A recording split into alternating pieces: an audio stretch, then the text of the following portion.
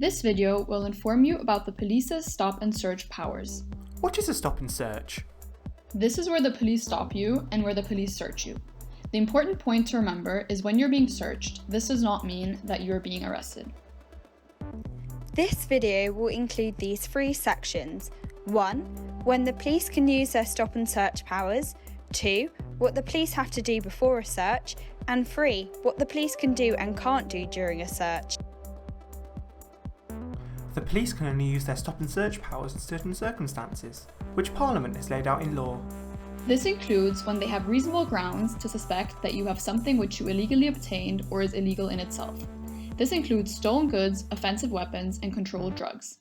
But what does reasonable grounds mean? There are two parts to the reasonable grounds test. Firstly, there needs to be a genuine suspicion in the police officer's mind that they will find the object which they're searching for. And secondly, that a reasonable person would be entitled to reach the same conclusion if they had the same facts, information, and intelligence. Unless the police have been given information or intelligence which provides a description of a person, personal factors can never be used.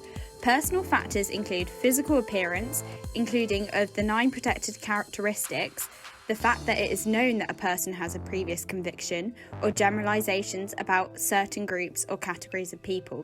The 9 protected characteristics are age, disability, gender reassignment, marriage or civil partnership, pregnancy and maternity, race, religion or belief, sex and sexual orientation.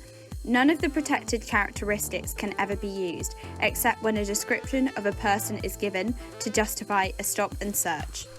If a police officer has reasonable grounds, it's just one of several circumstances in which Parliament has given the police permission to carry out stop and searches.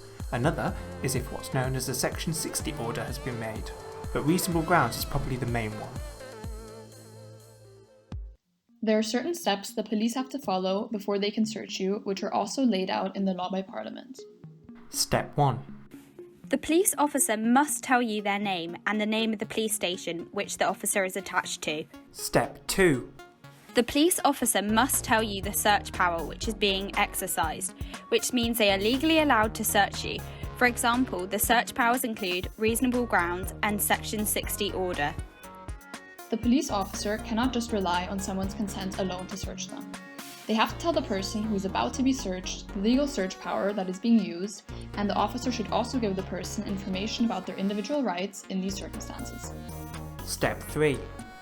The police officer then has to give a clear explanation of what they are expecting to find. For example, drugs, and the reason why they want to search you. For example, if it looks like you are hiding something. Finally, Step 4. The police officer has to tell the person who is about to be searched that they are entitled to a copy of the record of the search if one is made. There are certain things which the police can and can't do during a search, which Parliament has also laid out in law. A police officer can ask you to take off your coat, jacket, or gloves. The police might ask you to take off other clothes and anything you're wearing for religious reasons, for example, a veil or turban. This needs to be done in a private area. The police can only do that if they have reason to believe that the item is being worn by the individual for the purpose of disguising their identity. It must not be done in public. If the police officer is searching your clothing in public, it needs to be restricted to the outside of the outer clothing. The police officer may place his or her hands inside the pockets of the outer clothing or feel around the inside of the collars, socks, or shoes in certain circumstances. The police may do that if they find it necessary in those circumstances to look for the object of the search or to remove and examine any item they suspect to be the object of the search. They may also search a person's hair in public.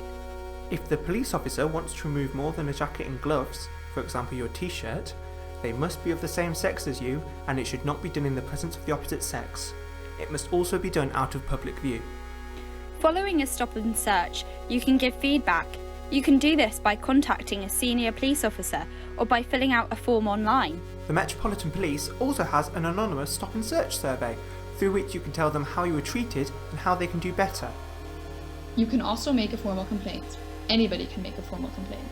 These can include, but are not limited to, when a police officer has been rude to you, if you believe that they've misused their powers, or if you believe that they have discriminated against you. You can make a formal complaint online.